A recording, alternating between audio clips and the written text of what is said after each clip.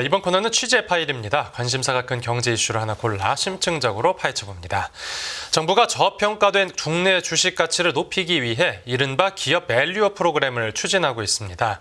그리고 그 일환으로 상법을 일부 고치려고 하는데 이 정부 생각과 재계 의견이 충돌했습니다.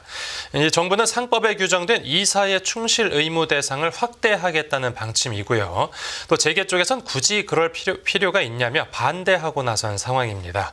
그 관련 내용 기업금융부 김경림 기자가 취재해 왔습니다. 네, 어서 오십시오. 안녕하세요.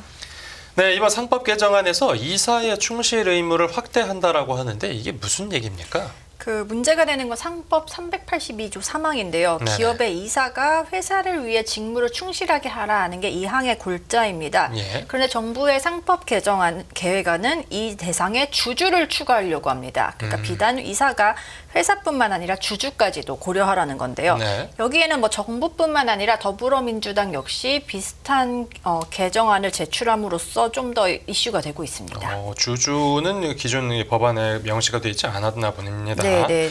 이제 재계 쪽에서는 뭐 이제 굳이 할 필요 없다라는 논리인데 재계에서 반대하는 논리로는 또 어떤 게 있죠? 뭐 첫 번째로는 일상적인 경영 활동이 어렵다는 것입니다. 최근에 뭐 한국경제인협회 등 8개 경제단체가 정부와 국회에 제출한 공동 건의서를 보면은 주주는 이미 주주총회에서 선출된 그 주주들의 이사는 이미 주주총회에서 선출된 주주들의 대리인이기 때문에 추가로 더 주주에 대해서 충실할 의무가 없다라는 게 이들의 주장인데요. 한마디로 회사가 잘 돼야지 주주에게도 좋은 거고 이사들은 회사를 위해 일한다는 것입니다.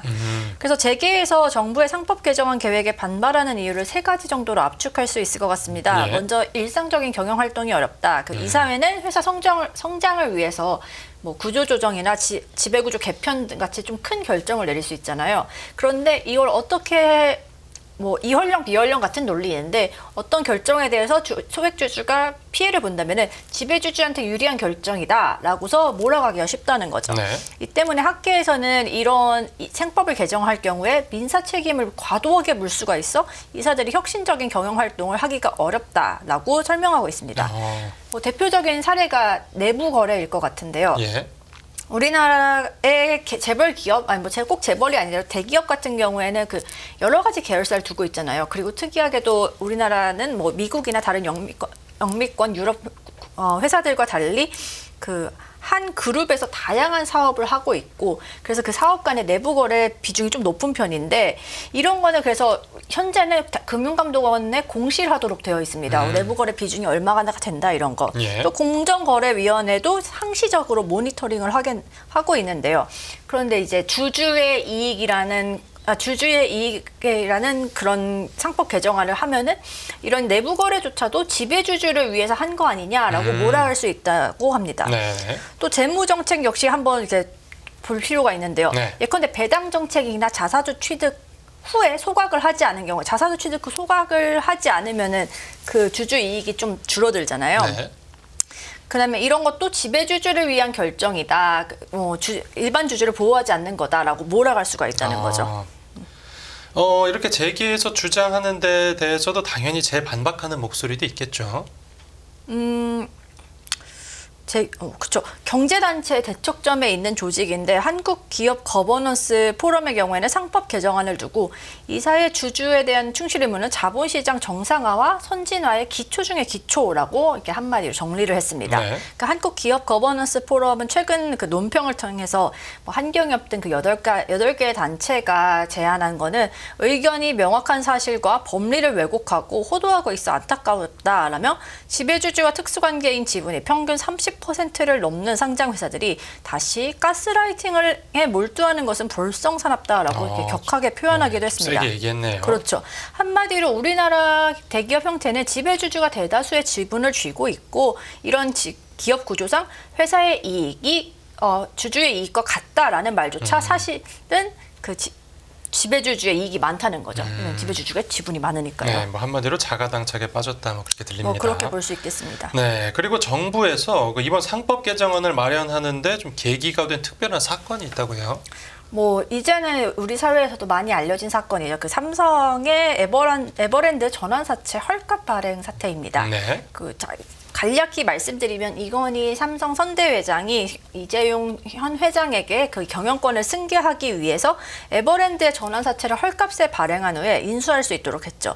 그리고 그 그룹의 지배력을 강화하기 위한 수단이었는데 이후에 기존 주주인 삼성 계열사들에게는 실권, 즉 인수를 포기하게끔 합니다. 네. 그래서 이때 검찰이 법학 교수 43명의 고발을 무시하다가 2007년에 김용철 변호사의 양심 선언을 듣게 됩니다.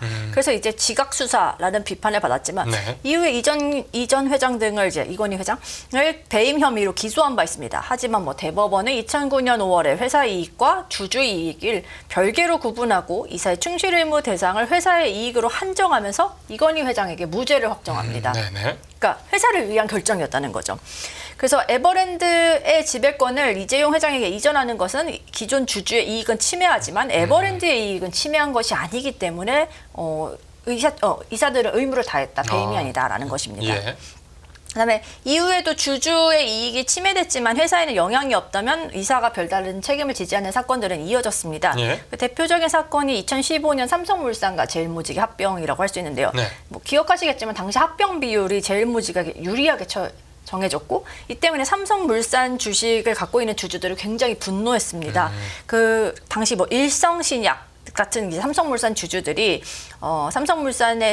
삼성물산 주주의 이익이 침해됐다며 합병 후에 뭐 취소 소송을 냈지만 패소한 바 있고요. 네. 2020년에는 삼성물산의 소액 주주들이 이재용 회장과 총수 일가 그리고 뭐 삼성물산 제일모직의 이사들을 상대로 손해배상 청구 소송을 진행했지만 여전히 이것도 진행 중에 있습니다.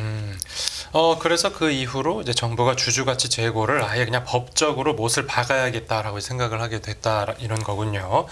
그래서 주주가치는 뭐 주주가치대로 높이면서 만약 그런 과정에서 경영권이 위협을 받는다라고 하면 경영권 방어를 위한 장치도 따로 만들어주면 되지 않겠습니까? 네, 그래서 상법 개정안에 반대하는 학계나 이런 뭐 산업계에서는 이러한 대안들을 내놓고 있는데 예. 첫 번째가 포이즌 필입니다.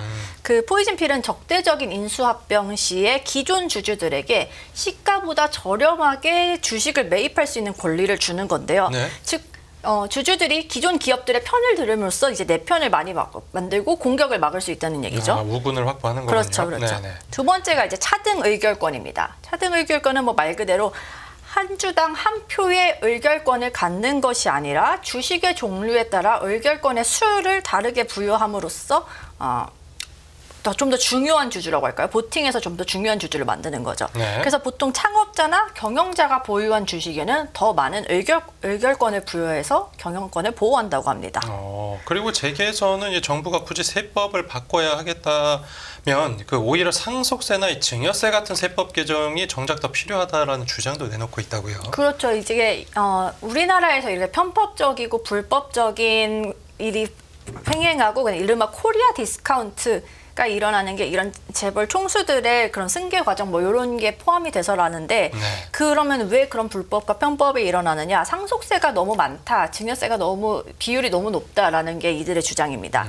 그래서 일단 세율이 굉장히 높은데 최대 주주의 그 주식 할증을 평가하면 약 60%가 된다고 합니다. 네. 그래서 고세율과 최대 주주 할증, 그다음에 기업 승계 제도의 성격을 지니고 있는 현재 기업 상속 제도의 불합리한 요인들을 불리한 요인들이 있어서 이런 것부터 먼저 고쳐야 된다는 게 주장입니다. 네.